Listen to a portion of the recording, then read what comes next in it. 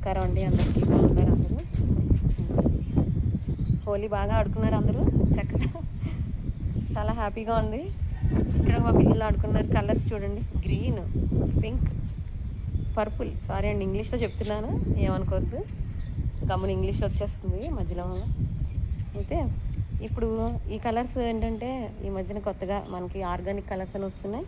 అవి ట్రై చేయండి అందరూ వీలైతే. అయితే ఇక్కడ ఎందుకు వీడియో తీస్తున్నానంటే ఈ కలర్స్ ఇలా ఉండిపోతాయి, 2-3 డేస్ అయినా అలా ఉండిపోతాయి అన్నమాట.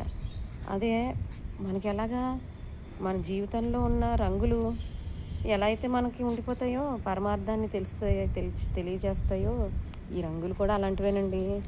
చక్కగాను మనకంతా తెలుస్తాయి.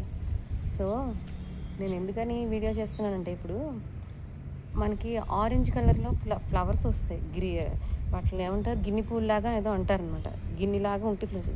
అది ఎండాకాలం వచ్చేది కాబట్టి వచ్చే ముందు మనకి హోలీ వస్తుంది పండగ. ఈ హోలీ పౌర్ణమికి చక్కగా ఆ పువ్వుల్ని కనుక తెచ్చి మంచిగా ముద్ద చేసి పెద్ద పెద్ద చెట్లు కాస్తే అది మంచిగా మనం ముద్ద చేసి వాటిని నీళ్ళలో కలిపి ఆ రంగు ఆంజనేయ బొట్టు రంగులో ఎర్రగా చాలా బాగుంటుందండి. ఆరెంజ్ కలర్లో ఉంటుంది అది కనుక. అంటే వాసన ఉండదు, ఏముండదు కదా. ఈ మధ్యనే తెలిసింది నాకు. వీలైతే నెక్స్ట్ టైం ట్రై చేయండి హోలీకి. ఇంకా అసలు అది కాకపోయినా కూడా న్యాచురల్ కాబట్టి, మనం చాలా చాలా న్యాచురల్ కాబట్టి ఇలాంటి కెమికల్స్ ఉన్నవి, కెమికల్స్ లేకపోయినా ఉన్న ఆర్గానిక్ కలర్స్ అయినా కూడా ఒంటికి ఉండిపోతాయి.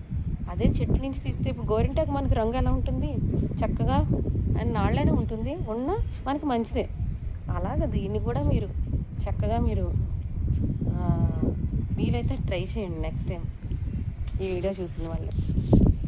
గిన్నె పువ్వులు ఆరెంజ్ కలర్లో ఇలా ఉంటాయి, వాటిలో నీళ్లు ఉంటాయి. ఆ నీళ్ళని పక్షులు తాగుతూ ఉంటాయి అండ్ వర్షాకాలంలో చాలా బాగుంటాయి.